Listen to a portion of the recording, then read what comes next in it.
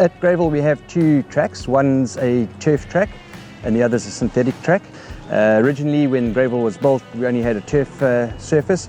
Now we have a synthetic surface which allows us to race more often than we would be able to if it was solely a turf track. The big difference is the poly track is made up of inorganic material. It's basically sand, rubber chips and some polyurethane fibres all held together with a wax binder.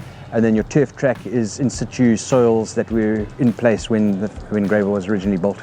In terms of the racing surfaces, the experts say when the conditions are ideal, racing on turf and racing on the poly track, the track times should be virtually identical. And I think over the period of time that we've had the track, I think that's proven fairly accurate.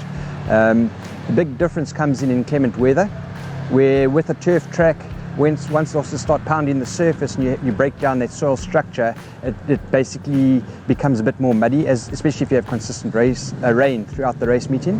Where with a synthetic track, the water actually, the coolness of the water binds the surface tighter, so it holds its uniformity a lot better. And then again, during the course of a race meeting with the synthetic track, you can put an implement through and basically bring the track back to its original condition.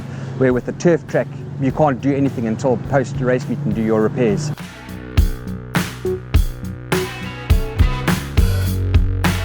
At Greyville, the turf track, we have a combination of two grasses. We have kikuyu and cynodon. Kikuyu is generally the preferred type of turf for racetracks in South Africa because it's a sturdy plant, it's a resilient plant.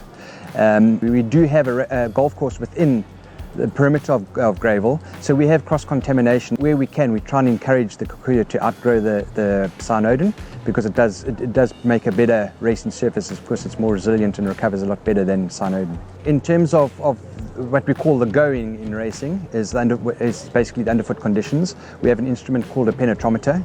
You do a drop test across the 3 points at a given distance. And then you average that reading, and that gives basically the resistance of that instrument into the soil. Ideally, we like to race at a going called good.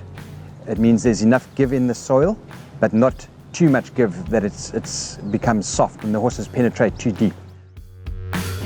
The biggest challenge is just keeping everyone happy and ensuring that everyone stays safe on a race day in terms of the horses and riders.